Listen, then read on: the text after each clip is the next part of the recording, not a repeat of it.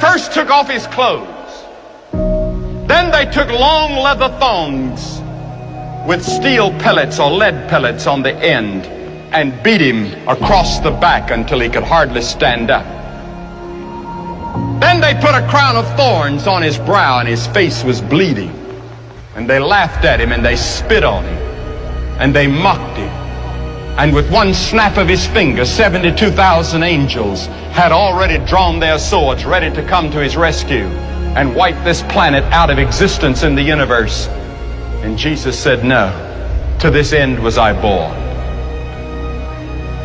He wasn't just another revolutionary. He wasn't just another hippie. He was not just another great man.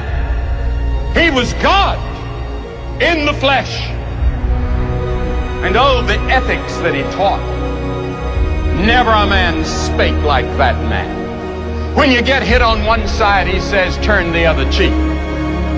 He never said what to do after that. But he did say, forgive 70 times 7. Count that up. Jesus taught that we're to forgive. He taught a revolution in the way we're to live. He taught us that it wasn't just our outward actions that God judges, but it's the inward thoughts and intents. And he dragged and lifted and hauled that cross. He didn't squirm, he didn't yell, he didn't scream. He just took it and said, Lord, forgive them. They don't know what they're doing. When he died on that cross, they nailed him, they put the nails in his hands. And you know what he said? Forgive them, they know not what they do. Forgive them. Could you forgive somebody that's putting nails in your hands and you know you didn't deserve it? Then look at the death he died. Did ever a man die like Jesus?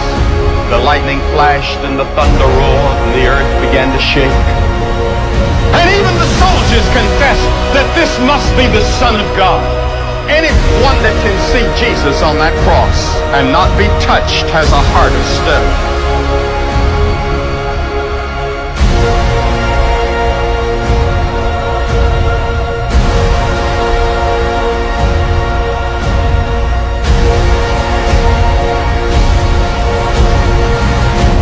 And then, on the cross, he said, my God, why hast thou forsaken me? And then he dropped his head and said, it's finished.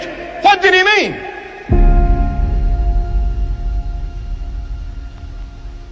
He meant your plan of salvation was finished. God can now forgive you of all your sins because Jesus had finished God's plan for your salvation.